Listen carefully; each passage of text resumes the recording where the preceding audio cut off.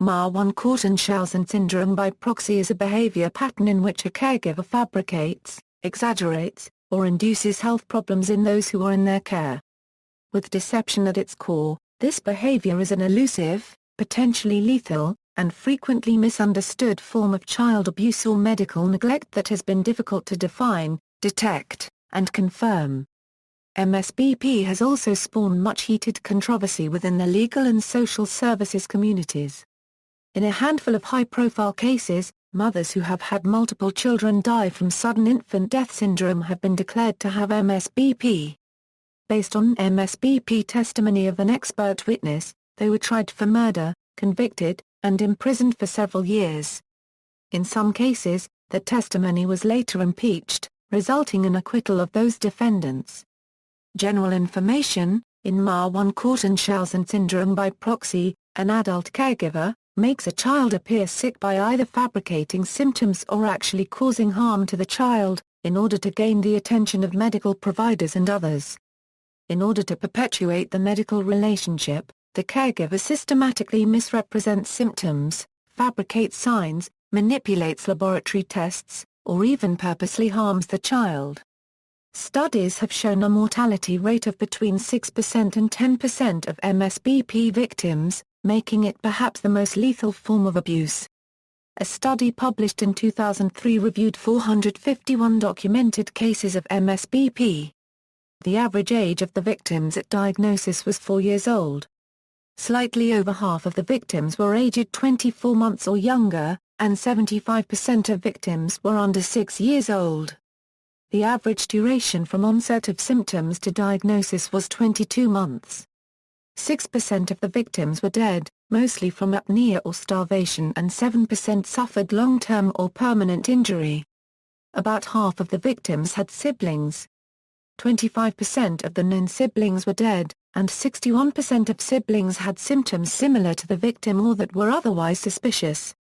The victim's mother was the perpetrator in 76.5% of the cases, the father in 6.7%. In the above study, most victims presented with about 3 medical problems in some combination out of 103 different reported symptoms. The most frequently reported problems are apnea, anorexia/feeding problems, diarrhea, seizures, cyanosis, behavior, asthma, allergy, and fevers. Other symptoms include failure to thrive, vomiting, bleeding, rash, and infections. Many of these symptoms are easy to fake because they are subjective. For example, reports that "my baby had a fever last night" are impossible to prove or disprove. The number and variety of presented symptoms contributes to the difficulty in reaching a proper MSbP diagnosis.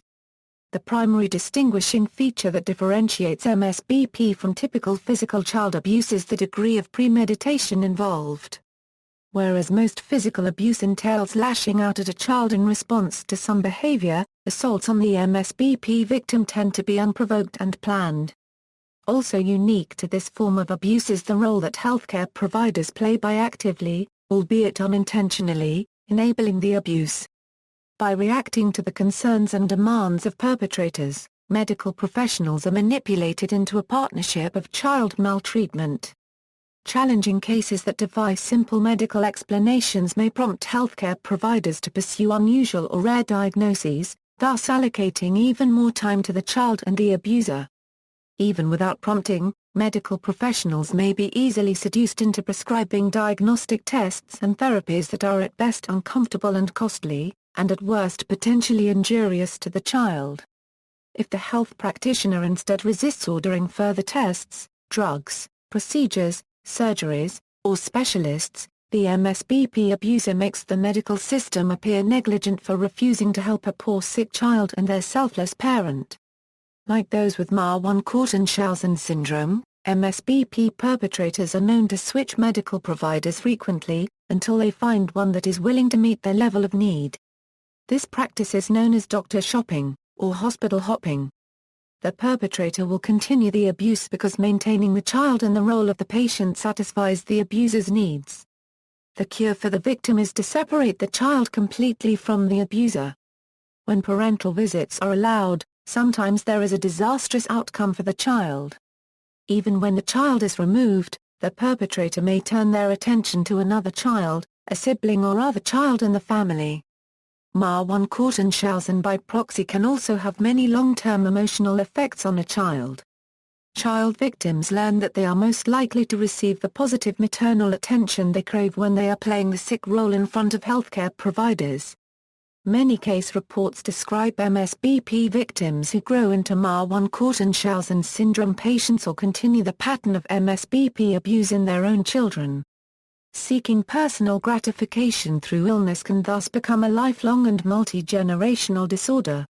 Naming: the name Münchausen syndrome by proxy is derived from Münchausen syndrome, but it is important to distinguish one from the other, as they describe very different conditions, as follows. People with Münchausen syndrome have a profound need to assume the sick role, and will exaggerate complaints, falsify tests, and/or self-inflict illnesses, onto themselves. About themselves, directly. Whereas, MSbP perpetrators, by contrast, are willing to fulfill their need for positive attention by hurting their own child, thereby assuming the sick role onto their child, by proxy. These proxies then gain personal attention and support, by taking on this fictitious hero role and receive positive attention from others, by appearing to care for and save their so-called, sick child. Initial description: Münchausen syndrome was first described by R. Asher in 1951 as when someone invents or exaggerates medical symptoms, sometimes engaging in self-harm, to gain attention or sympathy. The term Münchausen syndrome by proxy was first coined by John Money and June Faithwell was in a 1976 paper titled Folia Del and the Parents of Psychosocial Dwarfs, Two Cases in order to describe the abuse-induced and neglect-induced symptoms of the syndrome of abuse dwarfism. That same year, Sneed and Bell wrote an article titled The Dwarfing of Münchausen, Factitious Passage of Renal Stones in a Child. According to other sources, the term was created by the British paediatrician Roy Meadow in 1977. In 1977, Roy Meadow, then Professor of Paediatrics at the University of Leeds, England, described the extraordinary behaviour of two mothers. According to Meadow, one had poisoned her toddler with excessive quantities of salt. The other had introduced her own blood into her baby's urine sample. He referred to this behavior as Münchausen syndrome by proxy. The medical community was initially skeptical of MSbP's existence, but it gradually gained acceptance as a recognized condition. There are now more than 2,000 case reports of MSbP in the professional literature. Reports come from developing countries, including within the USA, and others in Sri Lanka, Nigeria, and Oman. The term Münchausen syndrome by proxy is a controversial term. The World Health Organization unregistered trademark S International Statistical Classification of Diseases, 10th revision, the official diagnosis is factitious disorder. Within the United States, factitious disorder imposed on another was officially recognized as a disorder in 2013, while in the United Kingdom, it is known as fabricated or induced illness by carers. In DSM-5, the diagnostic manual published by the American Psychiatric Association in 2013, this disorder is listed under 301.51 factitious disorder. This, in turn, encompasses two types: factitious disorder imposed on self factitious disorder imposed on another diagnosis assigned to the perpetrator. The victim may be assigned an abuse diagnosis. Terminology confusion, still widely used, the term Münchausen syndrome by proxy has led to much confusion in the literature. In the United States, the term has never officially been included as a discrete mental disorder by the American Psychiatric Association, which publishes the widely recognized Diagnostic and Statistical Manual of Mental Disorders, now in its 5th edition.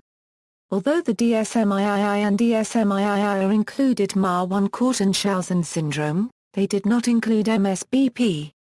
DSM-IV and DSM-IV added MSbP as a proposal only, and finally being recognized as a disorder in DSM-5 yet each of these last three editions of the DSM listed this disorder with a different name. Elsewhere as well, ongoing lack of consensus has led to much confusion over terminology, and MSbP has been given many names in different places and at different times. What follows is a partial list of alternative names that have been either used or proposed. Factitious disorder imposed on another American Psychiatric Association, DSM-5. Factitious disorder by proxy American Psychiatric Association, DSM-IV. Fictitious disorder by proxy American Psychiatric Association, DSM-IV. Fabricated or induced illness by carers the Royal College of Pediatrics and Child Health. Factitious illness by proxy World Health Organization, Pediatric Condition Falsification American Professional Society on the Abuse of Children proposed this term to diagnose the child victim. Perpetrator would be diagnosed factitious disorder by proxy.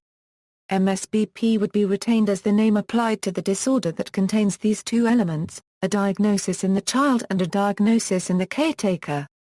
Induced illness Department of Health and Children, Meadows syndrome named after Roy Meadow. This label, however, had already been in use since 1957 to describe a completely unrelated and rare form of cardiomyopathy. Pole syndrome coined by Berman and Stevens, from the then common belief that Baron Ma I-Court and Münchausen's second wife gave birth to a daughter named Pole during their marriage. The Baron declared that the baby was not his, and the child died from seizures at the age of 10 months. The name fell out of favor after 1984, when it was discovered that Pole was not the baby's name, but rather was the name of her mother's hometown. Just as the name of this disorder been in disarray, so too has its definition. For example, while it initially included only the infliction of harmful medical care, the appellation has subsequently been extended to include cases in which the only harm arose from medical neglect, non-compliance, or even educational interference. Indications: the adult care provider who is abusing the child often seems comfortable and not upset over the child's hospitalization. While the child is hospitalized, medical professionals need to monitor the caregiver's visits in order to prevent any attempt to worsen the condition of the child.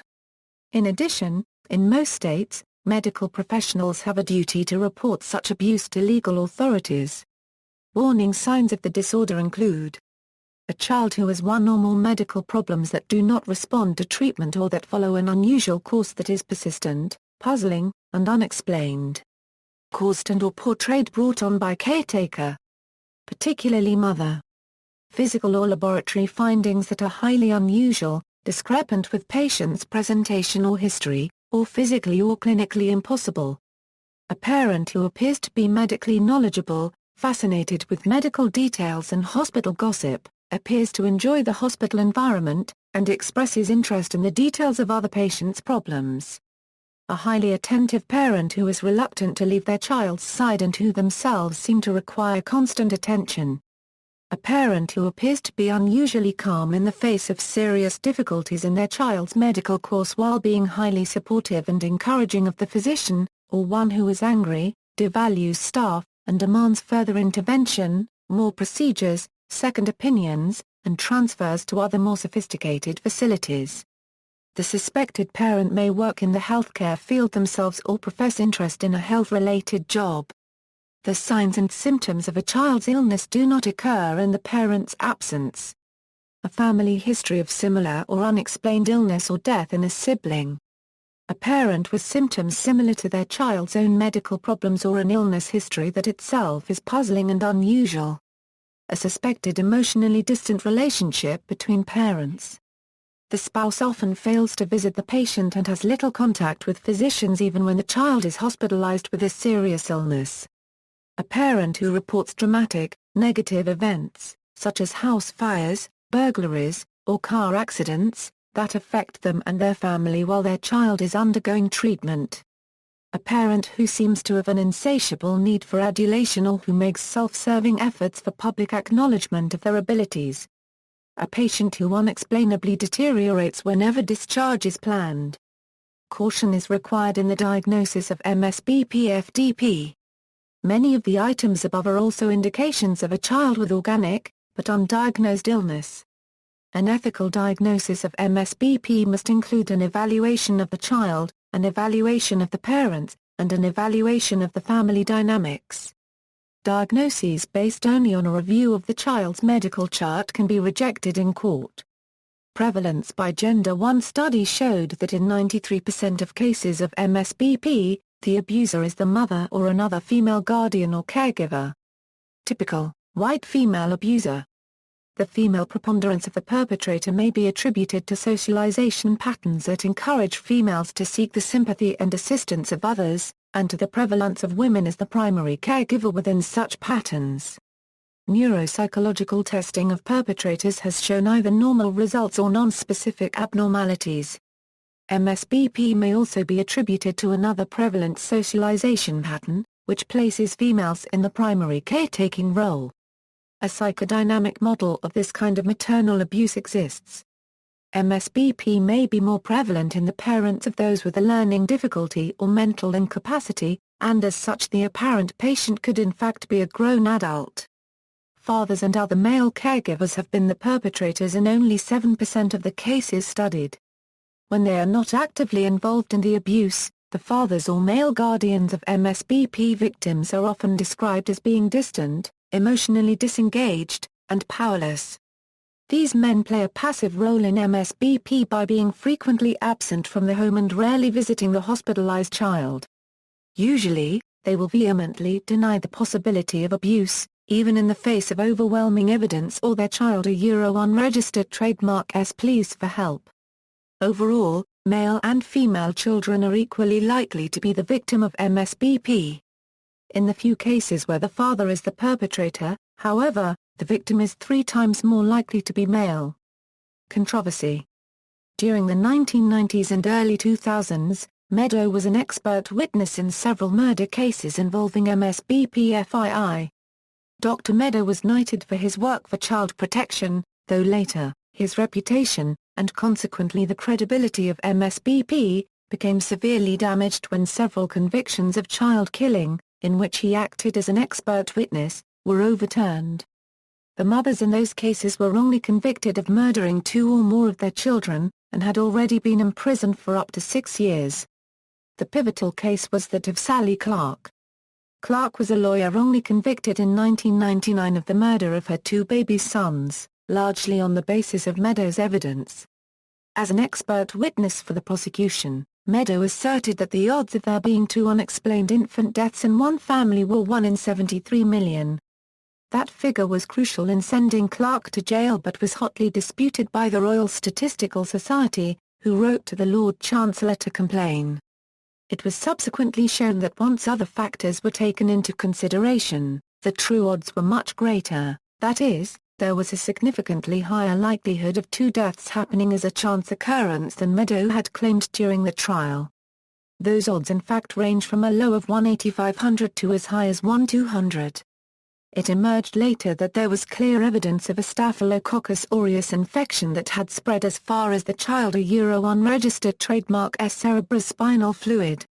Mrs. Clark was released in January 2003 after 3 judges quashed her convictions in the Court of Appeal in London, but suffering from catastrophic trauma of the experience, she later died from alcohol poisoning. Meadow was involved as a prosecution witness in 3 other high-profile cases resulting in mothers being imprisoned and subsequently cleared of wrongdoing those of Trupti Patel, Angela Cannings, and Donna Anthony. In 2003, Lord Howe, the opposition spokesman on health, accused Meadow of inventing a theory without science, and refusing to produce any real evidence to prove that Marwan-Münchausen syndrome by proxy actually exists. It is important to distinguish between the act of harming a child, which can be easily verified, and motive, which is much harder to verify and which MSbP tries to explain. For example, a caregiver may wish to harm a child simply out of malice and then attempt to conceal it as illness to avoid detection of abuse, rather than in order to draw attention and sympathy. The distinction is often crucial in criminal proceedings, in which the prosecutor must prove both the act and the mental element constituting a crime to establish guilt. In most legal jurisdictions, a doctor can give expert witness testimony as to whether a child was being harmed but cannot speculate regarding the motive of the caregiver. FII merely refers to the fact that illness is induced or fabricated and does not specifically limit the motives of such acts to a caregiver's need for attention and/or sympathy. In all, around 250 cases resulting in conviction in which Meadow was an expert witness were reviewed, with few changes. Meadow was investigated by the British General Medical Council over evidence he gave in the Sally Clark trial. In July 2005, the GMC declared Meadow guilty of serious professional misconduct, and he was struck off the medical register for giving a and misleading evidence. At appeal, High Court Judge Mr. Justice Collins said that the severity of his punishment approaches the irrational, and set it aside. Collins' judgment raises important points concerning the liability of expert witnesses. His view is that referral to the GMC by the losing side is an unacceptable threat and that only the court should decide whether its witnesses are seriously deficient and refer them to their professional bodies. In addition to the controversy surrounding expert witnesses, an article appeared in the forensic literature that detailed legal cases involving controversy surrounding the murder suspect. The article provides a brief review of the research in criminal cases involving Münchausen syndrome by proxy in which psychopathic mothers and caregivers were the murderers. It also briefly describes the importance of gathering behavioral data, including observations of the parents who commit the criminal acts. The article references the 1997 work of Southall, Plunkett, Banks, Falkov, and Samuels, in which covert video recorders were used to monitor the hospital rooms of suspected MSbP victims. In 30 out of 39 cases, a parent was observed intentionally suffocating their child. In 2 they was seen attempting to poison a child. In another, the mother deliberately broke her 3-month-old daughter's arm. Upon further investigation, those 39 patients, ages 1 month to 3 years old, had 41 siblings. 12 of those had died suddenly and unexpectedly. The use of cover video, while apparently extremely effective, raises controversy in some jurisdictions over privacy rights. Legal status in Australia and the UK: in most legal jurisdictions, doctors are only allowed to give evidence in regard to whether the child is being harmed. They are not allowed to give evidence in regard to the motive. Australia and the UK have established the legal precedent that MSbP does not exist as a medico-legal entity. In a June 2004 appeal hearing, the Supreme Court of Queensland, Australia, stated, "As the term factitious disorder by proxy is merely descriptive of a behaviour, not a psychiatrically identifiable illness or condition, it does not relate to an organised or recognised reliable body of knowledge or experience." Dr. Redan's evidence was inadmissible. The Queensland Supreme Court further ruled that the determination of whether or not a defendant had caused intentional harm to a child was a matter for the jury to decide and not for the determination by expert witnesses. The diagnosis of Drs. Pincus, Withers, and Dillon that the appellant intentionally caused her children to receive unnecessary treatment through her own acts and the false reporting of symptoms of factitious disorder by proxy is not a diagnosis of a recognized medical condition, disorder, or syndrome. It is simply placing her within the medical term used for the category of people exhibiting such behavior. In that sense, their opinions were not expert evidence because they related to matters able to be decided on the evidence by ordinary jurors. The essential issue as to whether the appellant reported or fabricated false symptoms or did acts to intentionally cause unnecessary medical procedures to injure her children was a matter for the jury's determination. The evidence of Drs. Pincus, Withers, and Dillon that the appellant was exhibiting the behavior of factitious disorder should have been excluded. Principles of law and implications for legal processes that may be deduced from these findings are that any matters brought before a court of law should be determined by the facts, not by suppositions attached to a label describing a behavior, that is, MSbP-FDBP. MSbP-FDBP is not a mental disorder, and the evidence of a psychiatrist should not therefore be admissible. MSbP-FDBP has been stated to be a behavior describing a form of child abuse and not a medical diagnosis of either a parent or a child.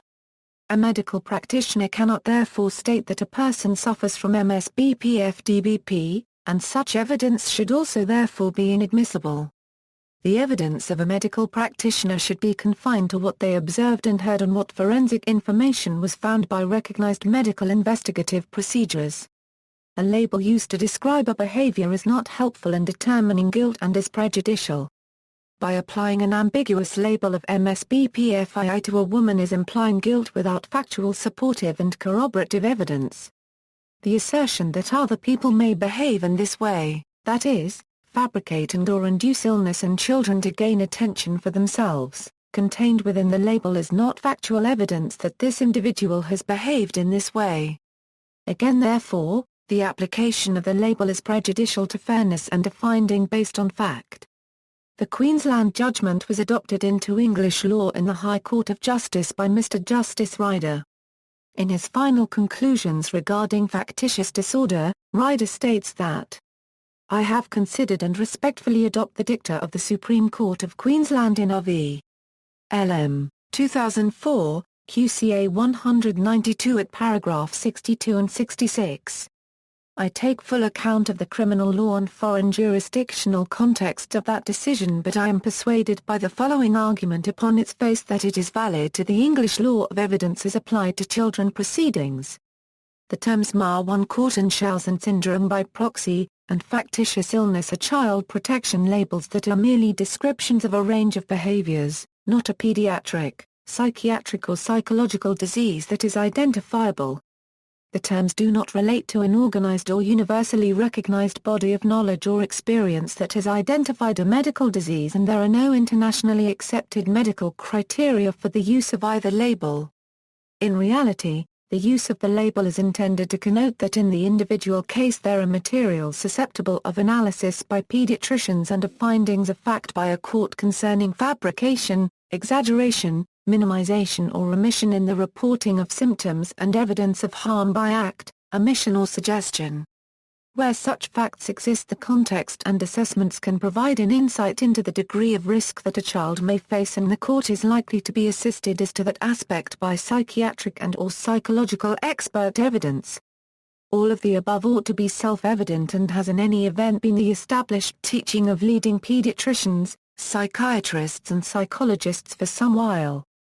That is not to minimize the nature and extent of professional debate about this issue, which remains significant, nor to minimize the extreme nature of the risk that is identified in a small number of cases. In these circumstances, evidence as to the existence of MSbP or FII in any individual case is as likely to be evidence of mere propensity, which would be inadmissible at the fact-finding stage. For my part, I would consign the label MSbP to the history books, and however useful FII may apparently be to the child protection practitioner, I would caution against its use other than as a factual description of a series of incidents or behaviors that should then be accurately set out. I cannot emphasize too strongly that my conclusion cannot be used as a reason to reopen the many cases where facts have been found against a carer and the label MSbP or FII has been attached to that carer's behavior. What I seek to caution against is the use of the label as a substitute for factual analysis and risk assessment. In his book Playing Sick, Mark Feldman notes that such findings have been in the minority among US and even Australian courts. Pediatricians and other physicians have banded together to oppose limitations on child abuse professionals whose work includes FII detection. The April 2007 issue of the journal Pediatrics specifically mentions Meadow as an individual who has been inappropriately maligned. Münchausen syndrome by proxy involving pets. Medical literature describes a subset of MSbP caregivers, where the proxy is a pet rather than another person. These cases are labeled Münchausen syndrome by proxy, pet. In these cases, pet owners correspond to caregivers in traditional MSbP presentations involving human proxies. No extensive survey has yet been made of the extant literature, and there has been no speculation as to how closely MSbP tracks with human MSbP. Notable cases: Wendy Michelle Scott, a mother accused of harming her child. The book Sickened, the memoir of a Münchausen by proxy childhood, by Julie Gregory, details her life growing up with a mother suffering from Münchausen by proxy, who took her to various doctors, coached her to act sicker than she was and to exaggerate her symptoms, and who demanded increasingly invasive procedures to diagnose Gregory's enforced imaginary illnesses. Lisa Hayden Johnson of Devon was jailed for 3 years and 3 months after subjecting her son to a total of 325 medical actions, including being confined to a wheelchair and being fed through a tube in his stomach.